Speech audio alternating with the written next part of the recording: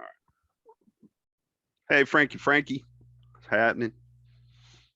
Frankie's gonna One. put in some little sound effects when we're encouraging people to hit the subscribe button or that they'll get notifications. Anyway, I figure that's a good time to tell them what we plan to do during the World Series. Also, kind of encourage them to subscribe. All right, everybody ready to rock? Da, da, da, da. I want to rock and roll all night. Don't even know the words. Be No, I quiet. don't. No, I don't. No, I don't. I'm an ab libber. All right, Frank, here we go. Ooh, hot. Hot. I'm hot. Ooh, it's hot. 3, 2. Hey, hey, hey, Beep Baseball World. Welcome to the Father's Day edition of the Beepball Blues Show, episode number 87. And before we bring in our guest and dive into, well, we'll be talking Beep Baseball, of course, and the Beast of the East tournament. But before we do some Father's Day special stuff, I got to bring in the only person in the world that calls me daddy, Seth Bam Bam Clark. Hey, what's up, Neil Dog? I'm glad that you have opened up the first 15 minutes of this show for us to talk about the January 6th hearings instead of Beepball. So I appreciate that, Neil Dog. Your political consciousness is coming through every step of the day. So appreciate it. How So did I'm not even smart enough to know how I did that. I thought that's what you were saying, but we were going to talk about before the before Beepball and all that I stuff. thought I actually said something that could transition you, but you're just Oh, flipping the whole script. You don't. I thought we was talking January 6th, Neil Dog. No, the show Sorry. we're recording tomorrow is our political show. Oh, Yeah, we do our okay, political man. show on Saturday. Well, I'm Man. sorry, Monday. God. Forgot. We're recording this I, on Sunday, not Friday. yeah, right. I gotta get this right, man. I'm sorry, man. I got my memos all mixed up, Neil Dog. I'm sorry. Beepball world. We're here for Beepball. Before we bring in our guests, I want to circle back to last week on a couple of things. Some funny, some I think worth making a mention of since we forgot. First off, the mystery of Nick Silver's comment has been solved. And actually, you and Demetrius and I don't know how many other people had it wrong on what he was commenting on. It wasn't him, it was us. I don't know how many people know that, but that was the episode when we highlighted the Thunder tournament, and Booker had done a couple games on TV, and he thought Booker sounded nervous on TV. That's what he was asking. Why Booker sound nervous? He meant on the TV broadcast. Oh, So who the hell would know that? I don't know. I'm sorry. Who the hell would know that? I'm sorry. He was Nick trying Silver, I like you, but who the hell would know that? Why ask a question that nobody could possibly know the answer to? I'm sorry. he was trying to spark conversation to see if other people thought the same thing. In the But end, I really had no response to that either. But at the same time, I mean, I don't remember thinking he sounded nervous, but I was listening to like 3 games at one time. But he was on TV, you know what I mean? Like real TV, not with us on YouTube. I got people watching. I got no comment, man. That's TV. beyond me. That's beyond me. I'm sorry. I'm sorry we ever brought it up, wasted our time on that. Yeah, but it was funny. But we did, and the mystery is solved. And Nick, man, I got no issue with it. You got anger coming out of it right there. You taking it, Seth? Yeah, right. Yeah, no, yeah, I'll take that off, man. I'll take that off. Neil's a far easier grader than I am, boy. C minus, C minus, C minus. I didn't give a grade. I'm just giving him a pass. Yeah, exactly. Yeah, I'm giving him a pass. Yeah, exactly. I'll pass you. I'll pass you. But also on Booker, you know, we mentioned Jared having been injured the week before in the Thunder tournament, but we didn't mention when highlighting the Bolingbrook tournament and the Thunder finishing fourth, that Booker pitched that, man. He came off the shelf pitching gains for the first time in a long time. And I thought he deserved a shout out at least from us for I mean, I don't know about you, but I thought going in, man, they're in trouble. But he kept them in games. So I shout out would to Book have for no. that.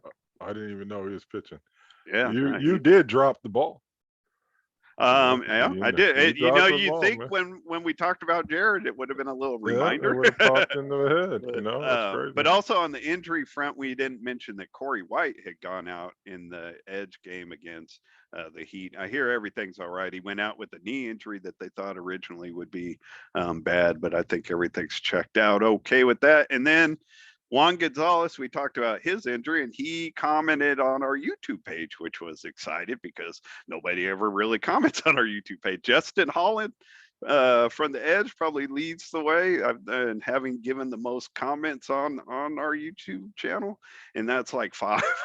We don't get a lot of comments there, but Juan said, "Well, thank you for the love," and he wanted to make it clear that the Chicago way, and this just is him jumping in, piling in with you on me. He said the Chicago way is to make the play and hurt later. So I hear that. that was Juan's comment. You can't argue with that, man. Like, anytime you're gonna make the play, man, if you're gonna get hurt, you might as well make the play. You know. And finally, before we jump in, and still on the YouTube thing, man, a lot of the teams are popping up with YouTube channels, and they're Neil Dog. We're trendsetters. I know. I love that we are like part of like what's looking like right now, a YouTube family in Beep Baseball that's going to start growing.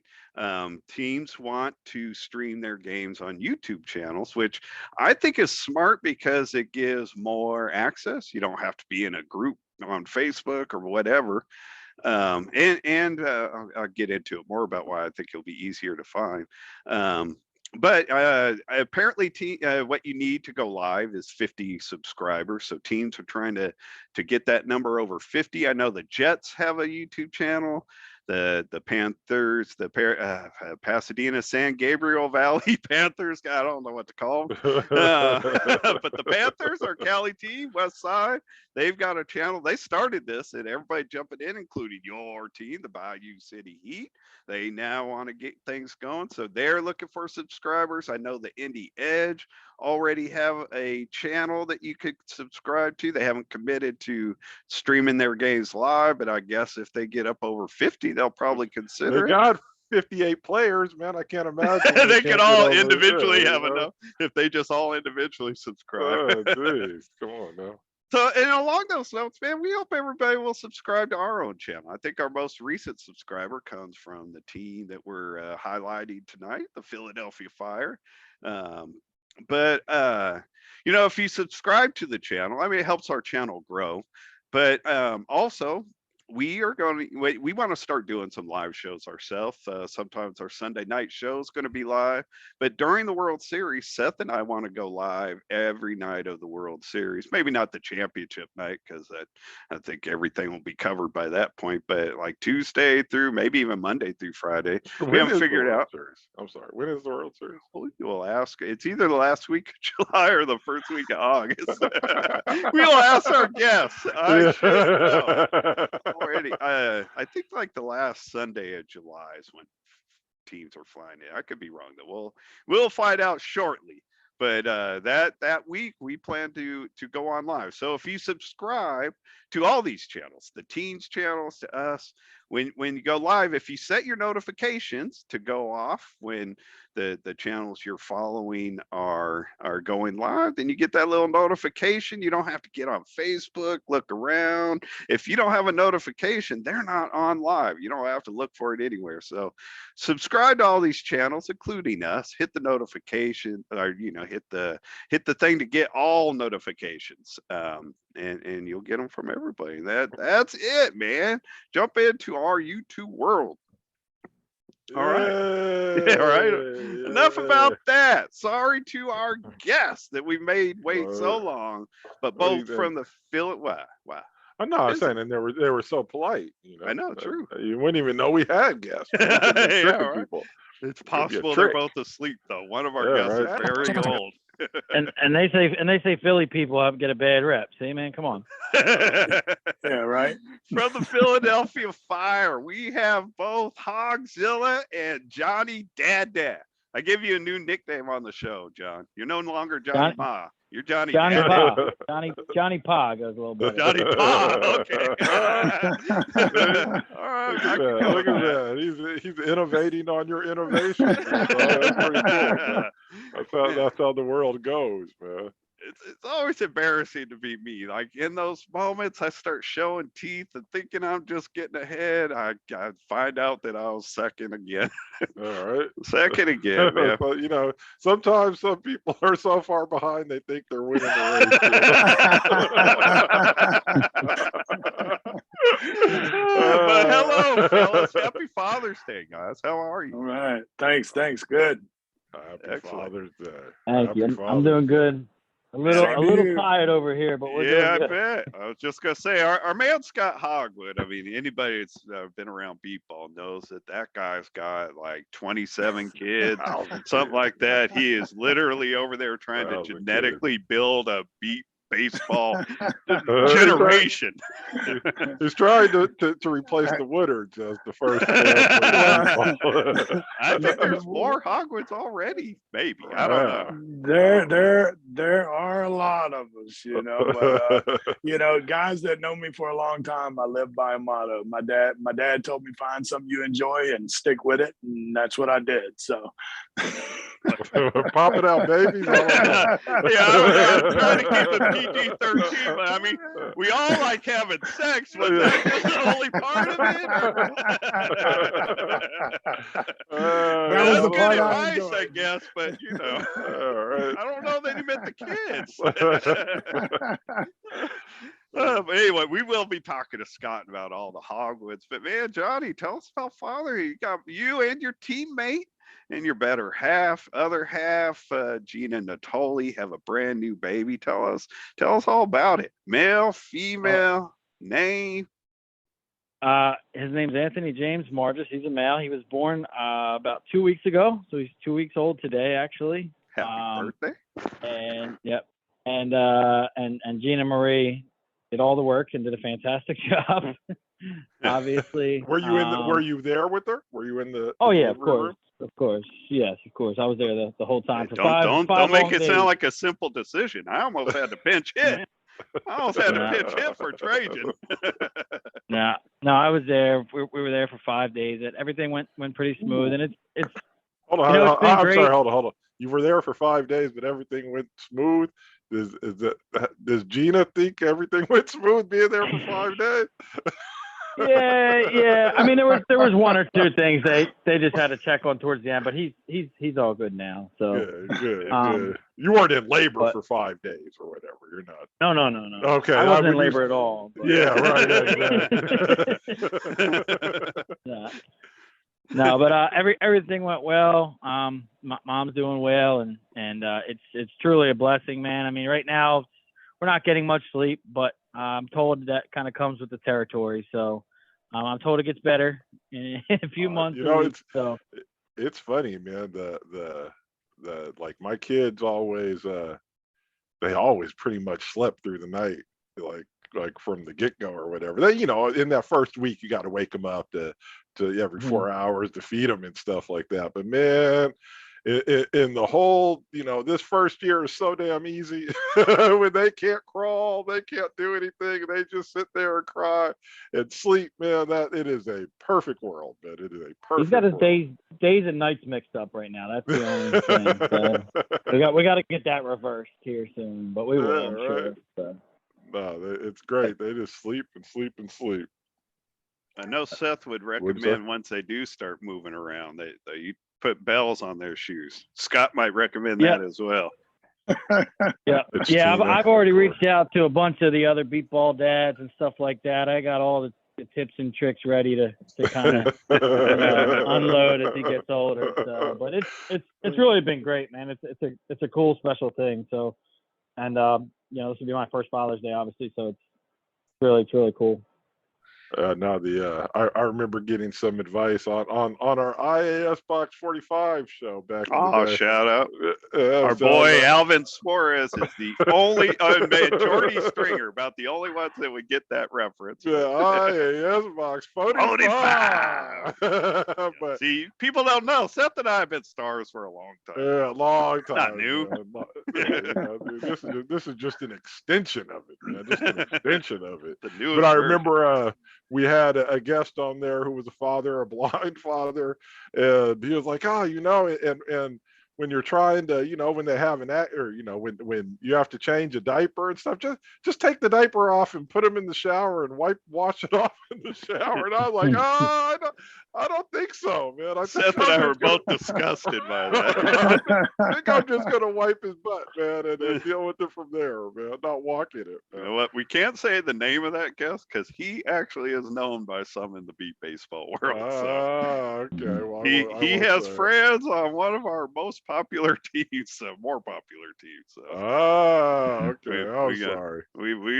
He comes from a state that's a big beat baseball state, so we no names, but we were both disgusted. Like, who takes a shower in there afterwards? Johnny's over there like, damn, I gotta stop doing that, I guess. No. We're going by the book. We're going by the book for now, at least. Right. Yeah, it's great Some because innovations along the way. the only one you go by the book with is the oldest one, man. By the time of that, it's like after the oldest one, it's like, you know, why the hell did I do all that nonsense, man? It's fine, man. Put bells on the kids' shoes for what, man? They'll come back. They'll come back eventually. Who else go feed them? Yeah, they're not idiots. They're coming home. Yeah. Well, that's like a changing table. You know, when we were first having our first daughter, Sierra, you know, people bought us a changing table, and then the next kid came, and I'm like, there's no need to buy a changing table. You don't use a freaking changing table. That's what I told Johnny a couple weeks ago. I said, yeah, you don't need a changing table. You're gonna lay that kid on the floor and change his butt. No need to be worried about him falling off the damn table at the same time. Exactly. Yeah, exactly. I've never had kids, and even though I'm an uncle of, I don't know, I mean, nieces and nephews and grandnieces and nephews that go in the double digits, I only took care of them like, you know, for a night or whatever, never long term. But in 2006, when Seth's oldest Trajan was was like 18 months old, Seth was in the hospital for 10 days with a very, very serious situation. He actually literally died and came back to life. He was in a coma when he came back to life. That's all a longer story for another day. Right. Although we have talked about it. We have talked about it on the show. But so Trajan and Christina, he was in a hospital near my house.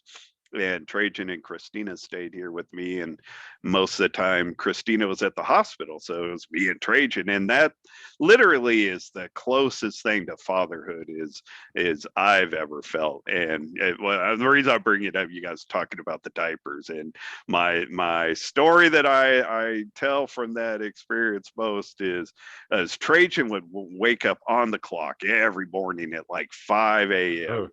and his diaper would always be loaded. Like he ate at Burger King the night before or something, man.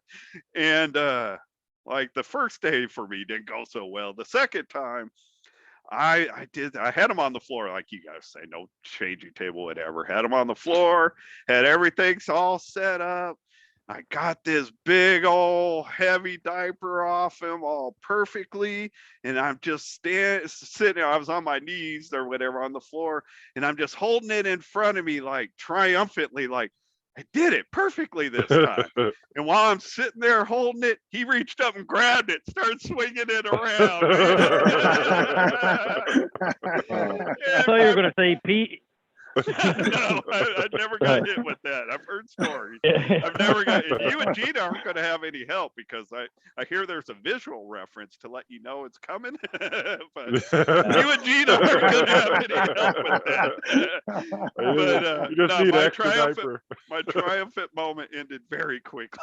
I had a big mess to clean. So be careful, Johnny. Don't get too proud too early. Yeah, I've been peed on once or twice already, so I learned I gotta cover that up and take Yeah, care of it. no, exactly. You need your little teepee thing, your little teepee, whatever. Just drop it on, it'd be all right. Some kind of shield. Yeah. Dude, Scott and Seth, did you guys have a way of? I mean, did you just take your chances, or is there a way to shield from that you guys could recommend?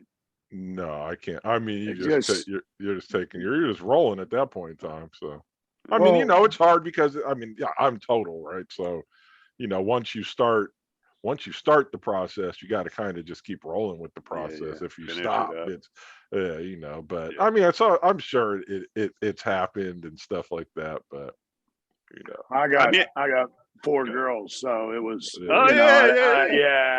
it was. By the time Bubba got here, I was a pro. I was a pro, so Let's put it this way: you learn quickly because you have to. So from day one to now, I'm way better. Yeah. So the two pieces of advice I would give is don't get caught up in like pushing them to walk, right? Life is so good when they're not walking or whatever. That they'll just walk when they walk. Yeah, it'll be fine. don't worry about that. And then the other one, another K phone caller let me know. She's like, and don't worry, I've never seen a 6-year-old in kindergarten wearing a diaper. When they're done wearing a diaper, they'll just be done wearing a diaper. You don't have to worry about it. I'm like, yeah you're right. You are right. So. My mom used to, I don't know why I'm sharing this, but my mom used to talk often about her fear of sending me to kindergarten with the diaper because I struggled, I guess, to get trained. Not proud to say it, but it's true. I remember Delaney did everything last, as the youngest child should or whatever. But we were trying to, we were working through, and we're being patient and stuff like that. And then there, it was one Friday I needed to drop him off at kindergarten and get to a class to teach at 9 a.m. And we had to be on the bus at 8:10. And like 8:05, he went to the bathroom in his pants. I took that diaper down. I smacked his ass. I'm like, no more. No more. He never did it after that. He never pooped out in his pants after that. Oh boy! Well, I was trying to be all patient for all that time. And it's like, no, dude, we got to go, man. No more. Smack. Well, it was done. Well, just wait until they just decide to take the diaper off just to take a smash. So that we were at my house one day and we were watching TV. Me and a couple buddies, we were over having a couple beers, and dude looked over at me. He said, "Man, just to let you know, your son's over there shitting in the floor. He didn't took his diaper off and went right in the floor." So I'm like, what do you do? What do you do? You laugh at those things. Yeah, right. One of the worst things being blind, and this is one thing I hated, and my wife hated it too, because we used to go to the beach when my kids were young, and that was the worst time to be blind and have kids, because my wife would sit there and tell me to shut up, because I'm like, see all the kids? You see all the kids? Where are the kids at? And that was the worst time that I wish that I had some way of locating my kids, was when we were at the beach. It was the worst. Because it's noisy and all that stuff. It's noisy. You can't hear, and it's like, man, death is just sitting right out there. Yeah, and it's so many people, and you don't. It doesn't take but a second, and me not being able to see where they were. That was the worst time. I mean, not the malls, not stores, but on the beach was the worst time. Right. No, I hear that. Yep. The only time we really had to deal with that though is when we were in Florida that year, going to the beach and stuff. So the kids were older and stuff, and fortunately, the World Series, you mean? That was in West Palm. Yeah, 2017. And fortunately, they were kind of afraid of of the ocean, so they had big time respect for it. But I can respect feel what Scott's saying though, because beyond like the ocean, just like there's so many people coming and going. Right. And it was terrible. noisy. Yeah, and my wife hated it because she's trying to read a book, and I'm like, "You see the kids? You see the kids?" And she just stay at home next time. I'm like, "Okay." I was getting made fun of. If you're gonna ruin my time, you can yeah, exactly. I was getting made fun of at West Palm Beach at the beach too. You remember that, Scott? You guys were all out there. I was up to my knees. They're like, "Come on, Grandpa, come in." I'm like, "I watch way too much Discovery Channel, man." So he just stood there and we started throwing seaweed balls at him, making him get in the water. So I watch a lot of Shark Week and Discovery Channel, man. I only go in a little bit, man. And he's like, "Man, I didn't come down to the World Series to get ate by no shark, man. I'm chill, man." I grew up in the wild. I was a competitive swimmer, but we also did any of our vacation stuff was always around the lake or like Lake Tahoe or down at the ocean at a place called Dillon's Beach. My dad had some family that had a cabin down there that would let us stay down there. So we usually went there once a year. And even after I lost my eyesight, body surfing was a big deal, go out way out in the ocean and catch big waves coming in. And I never thought of it, but I'm with Johnny now. After enough Shark Week, you couldn't pay me to go body surfing out deep. Nope. Oh yeah, when I was a kid, I didn't care at all. I was way out there, but as I got older and I watched more, I'm like, I like my arms and legs. I'm good. It's crazy because the odds of it are so low. You know what I mean? The number of people in the ocean, and the number of people that get bit, like the odds are astronomically low. But I don't want to take them anymore. I got away with it already. I'm already blind. Let me keep my arms and legs. So Scotty, man, let's talk a little more about you. We're gonna dive into the Philly Fire here in a little bit, but you've come back to the Philly Fire where you've had kids that are part of the team. Dakota's a player, and Lexi does a lot of the play-by-play stuff. Like the Philly Fire is a hogwood team, man. Talk about being like a parent that plays and has your family all involved with the team. What's that like, man? Oh, well, I mean, that's what Beepball is all about, everybody getting together. And there's nothing like, being my age now and your 20, 21, 22-year-old kids want to hang out and go watch beep baseball. That right there just amazes me because I would have never done that at that age, where they're at. And, I'm so looking forward to the opportunity of playing with Dakota this year in the World Series. And, my other ones, they, now, hell, I guess possible son-in-law will be on the same team and stuff like that. So it's just great. Johnny's like family anyway. We've known each other forever. But to me, that's what Beepball is all about. Just being with your family and having fun. And it's just great to know they want to be out there with me. So, I was thinking about your team. I mean, you got Johnny and Gina, and they just had a baby, and you and your kids are already on the team. And now Tyler Rodriguez comes out there, and he and your daughter Cam are a young idol. I mean, did you bring Tyler out there to be part of like this attempt to build a team genetically? No.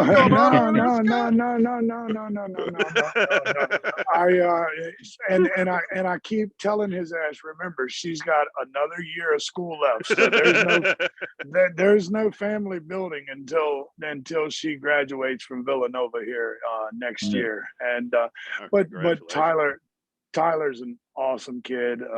It's been great, having him as part of our family here now.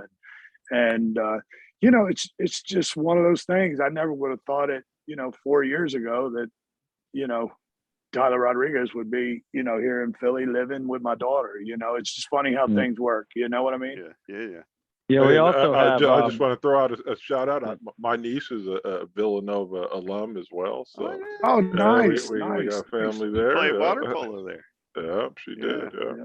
Nice. We Congrats. We also Dakota's boyfriend Tim. He's one of our spotters, and Jeff Rhines, our head coach, Carol, his wife, comes out to everything, keeps score, and then actually our pitcher, Pat Krause, his wife comes out from time to time and helps out as well. So it's kind of top to bottom, a big family event all through the for team. sure. So, which is the case in a lot of teams for sure.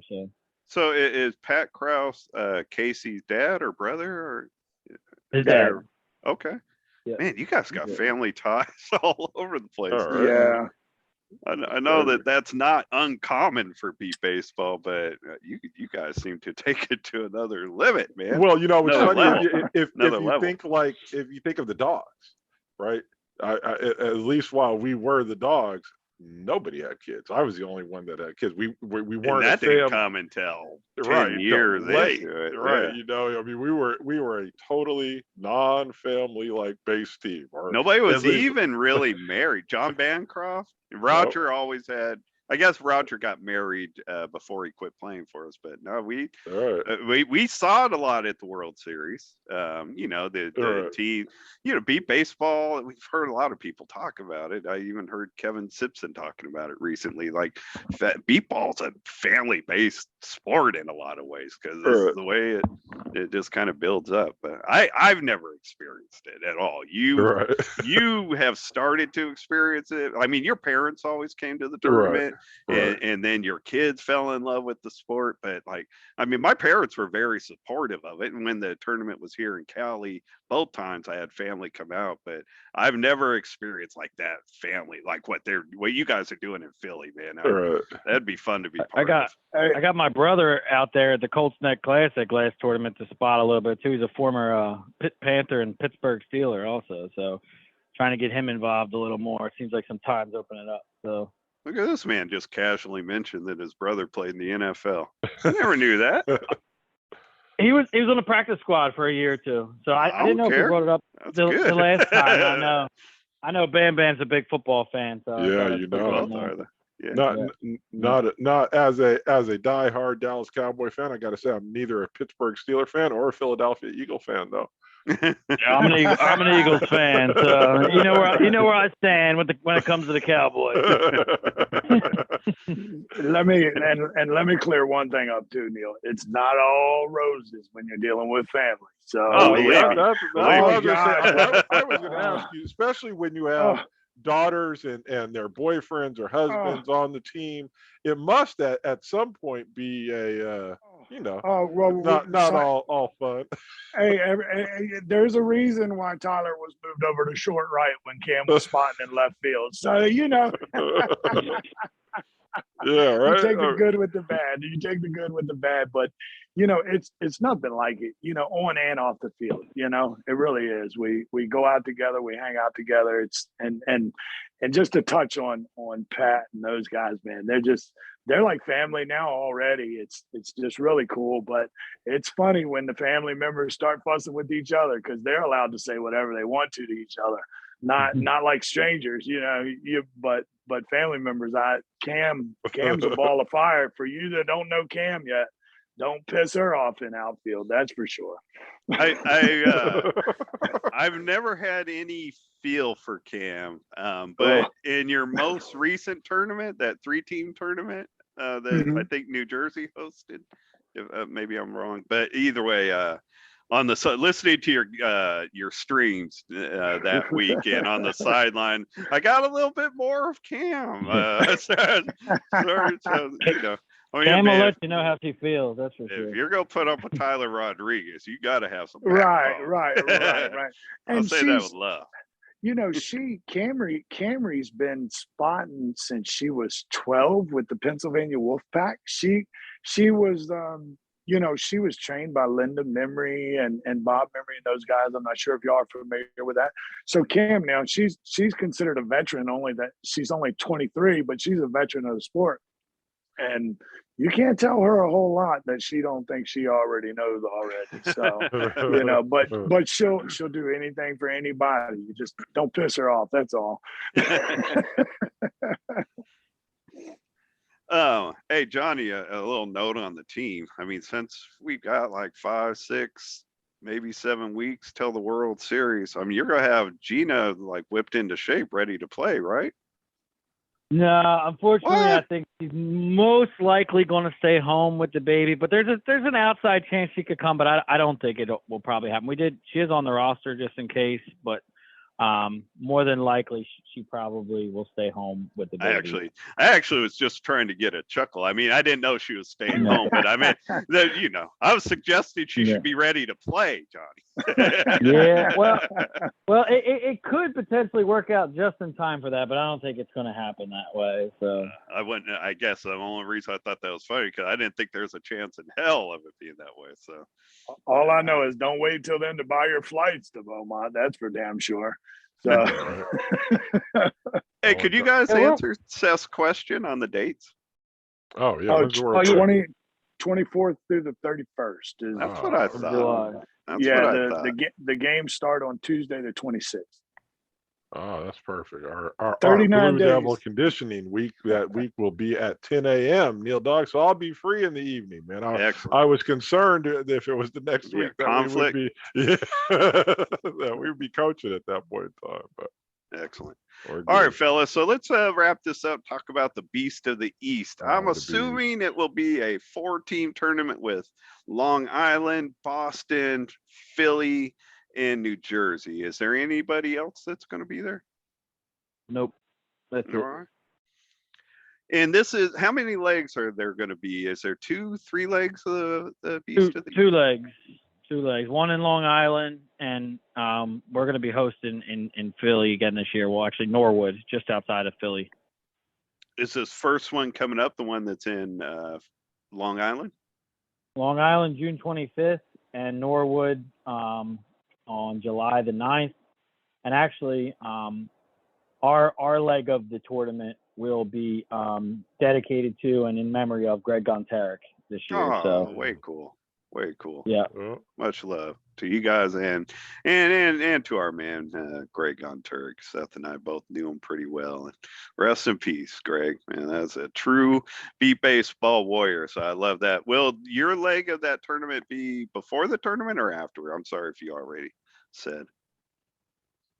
Will our leg be what? Before the tournament or after? Yeah, the World our Series? leg is it's June 25th and July 9th. So it'll be before the series. All right, so both of them, because last year one of them was after, right?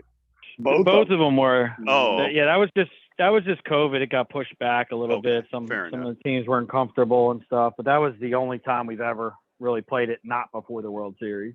So. Yeah, I didn't know what Neil was talking about either when he was talking about before the tournament and whatever. I was like, I was confused. No, but I'm sorry.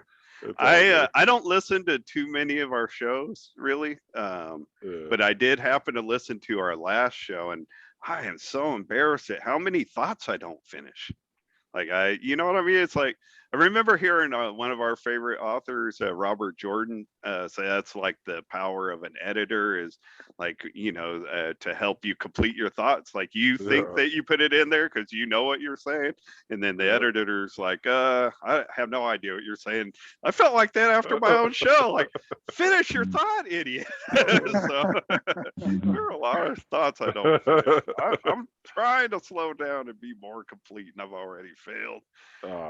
Hey, it's all about next rep, best rep, Neil Dog. We just try to get better every time that we do something, and that's all anybody can ask of you. One more question about the Beast of the East, as far as the format goes. So is it just a pure round robin, or do you guys come back on the 26th and play placement games? So this year's easy. There's been past years where we've had 5 or 6 teams, but basically it will be, you play each team twice. You'll play them one time each in Long Island and then one time each in Philly. It won't necessarily be set up as placement games because you don't know who's going to win the first 2 games, if that makes sense, of the morning and the second leg.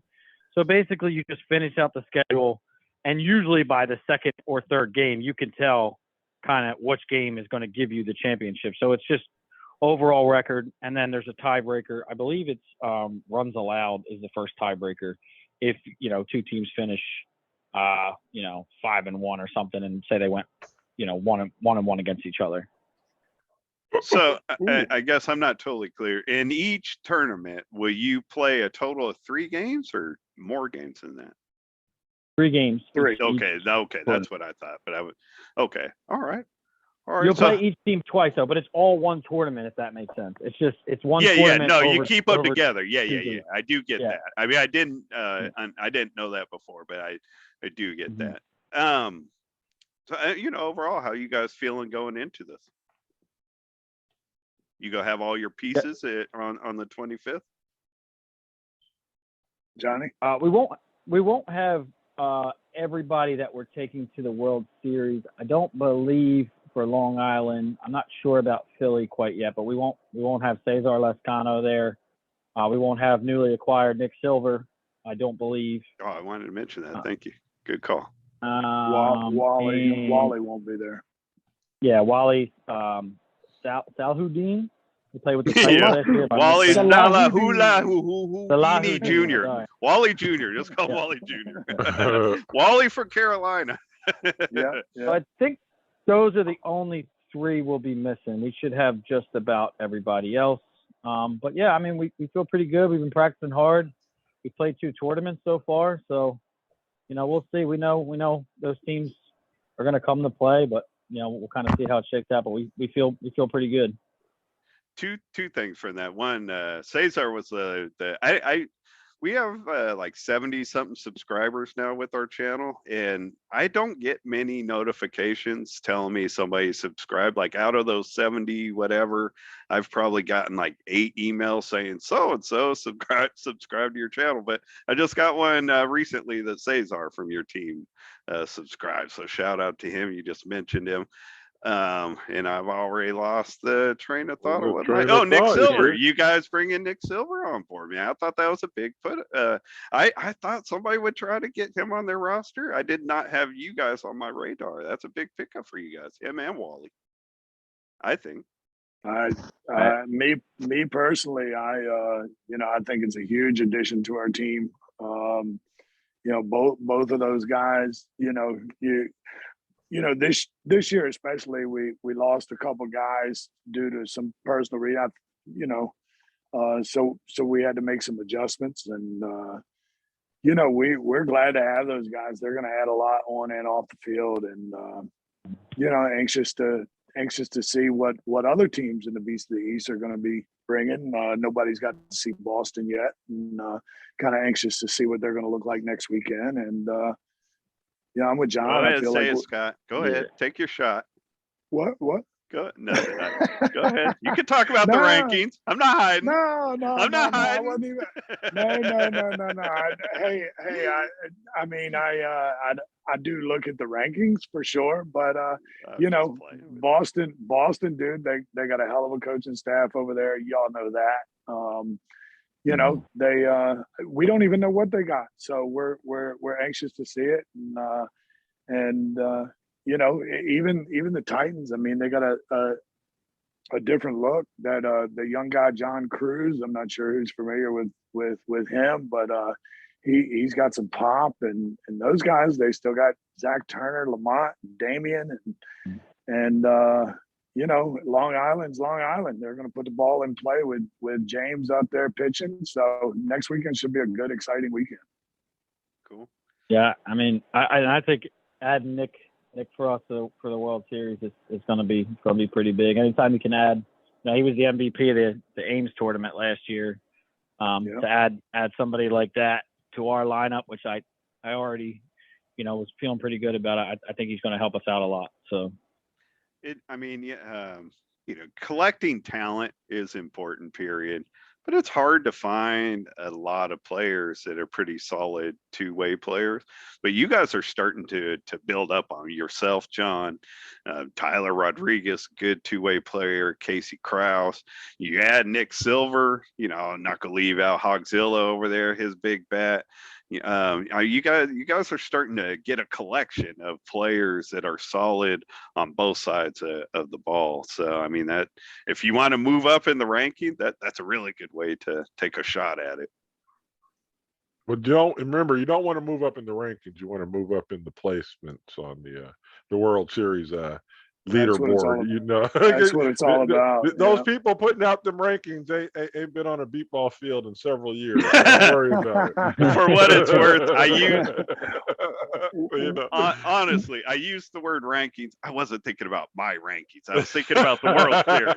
If you want to move up the charts, if you want to move up into Friday, you know, okay. collecting the type of Okay. players is what you're doing is the kind of thing you need to do.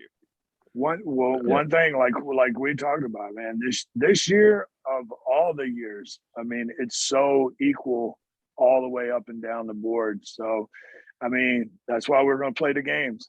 So, Well, I'll slightly disagree with you. It's not quite equal at the very top. Yeah, not all the way But up. all Not the all the teams- way up the board. Everybody battling for second. I totally agree with you. hey, it's a long week, and True. you know, we got to see those guys in the Indie Edge tournament, and you know, I feel like we held our own with those guys too. And like I said, that's why you play the game. So you know, Hey, I gotta say, anything can I happen. appreciate the hell out of that answer, right? Because I'm wondering, like, how are teams going into this World Series? Like, oh, I'm good with second. Well, if you're good with second, why are you going?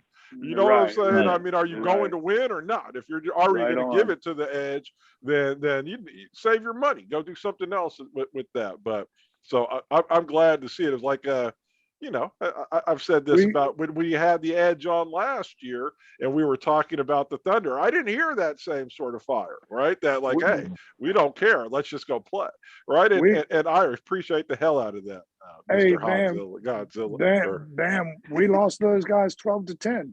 You know, in the Indie Edge tournament. I mean, so I mean, I feel like we have just as good a shot as anybody, and you know, the toughest thing for everybody. I mean, even the Edge included. I mean, people aren't used to that heat that we're going to be playing in if they're not taking care of their bodies and all that stuff. You never know what's going to happen over 5 days.